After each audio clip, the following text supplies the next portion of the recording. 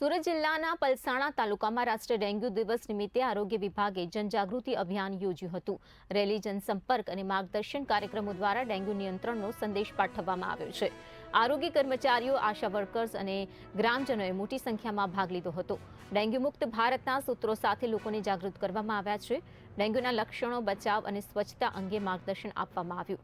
પાણીનો ભરાવો અટકાવવા અને મચ્છરજન્ય રોગોથી બચવા માટે લોકોને પણ ખાસ અપીલ કરવામાં આવી છે। आज रोज तारीख 26 मे ना रोज पलसाण तालुकाना प्राथमिक आरोग्य केन्द्र गंगाधराना भगुमरा सब सेंटर खाते राष्ट्रीय डेंग्यू दिवसની ઉજવણી કરવામાં આવી, જેમાં જનજાગૃતિના ભાગરૂપે રેલી કરવામાં આવી અને પોસ્ટર લગાવી લોકોને ડેન્ગ્યુ રોગ વિશે માહિતી આપવામાં આવી। ત્યારબાદ જૂથ ચર્ચા કરવામાં આવી, જેમાં ડેન્ગ્યુ રોગ થવાના કારણો અને તેના અટકાયત માટે સંપૂર્ણ માહિતી આપવામાં આવી।